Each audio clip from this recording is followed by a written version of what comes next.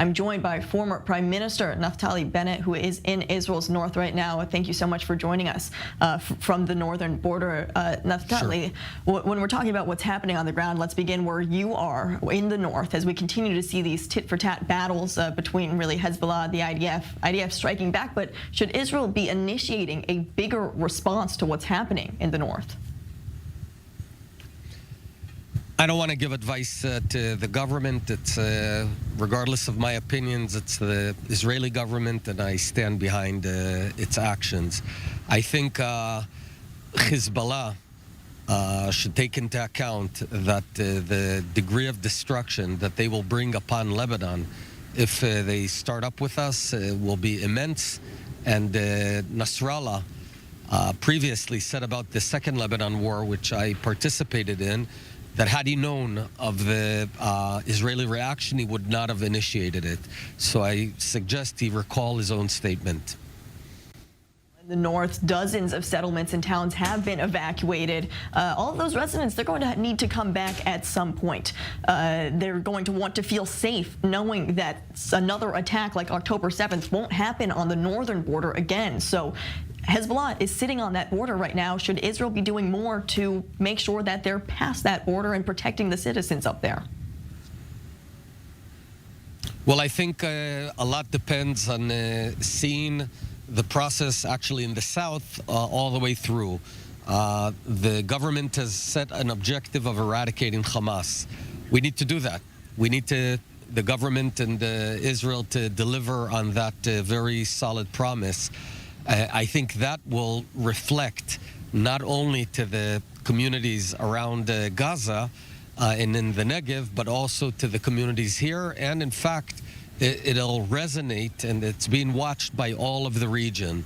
So Israel has to deliver on the very clear promises it's made. You mentioned Israel's promise to eradicate Hamas. Let's talk about exactly what that means. The day after this war in Gaza, how do you expect it to look? Who's going to control? The Palestinian Authority, as we've heard, international forces? What's going to happen on the ground? First and foremost, before we talk about who replaces them, all Hamasnik terrorists are either dead or expelled to foreign countries. That's what it means. Because if you still have Hamasniks, then you've not eradicated Hamas. As for who will come instead, as long as we understand the principle guiding us that we're not willing to have an armed Gaza anymore, there's several options, and all of them are reasonable.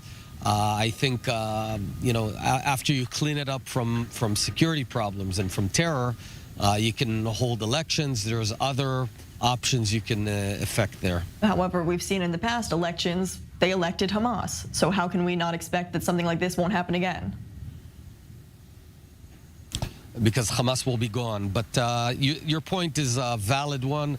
As I said, there's a few transit solutions for that, but right now the main goal is to topple this Nazi-like regime, and as I said, a few options for the day after.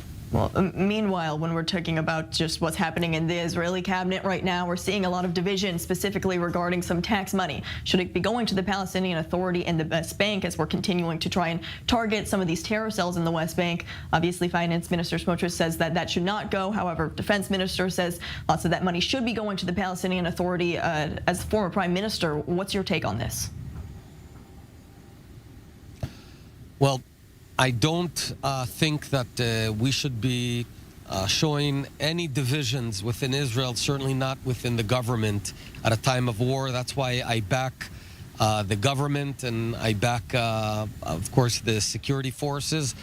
We need to wake up and see that we're in a new environment, a new world, that we can't ignore any more harsh realities. The harsh reality is that the Palestinian Authority sends every month pay-for-slay money, which is effectively rewarding terrorists who murdered Israelis, and that in itself is a major incentive. I think it's vital that Israel insists that there's no more pay-to-slay money, and only then can continue discussing the bigger question. And when we speak about what's happening within the Israeli government right now, obviously there's going to be a lot of questions after this is over about how this happened in the first place, where the blame is around the current government, but also any of the past governments. I mean, who takes responsibility for how this was allowed to happen, this October 7th massacre in the first place?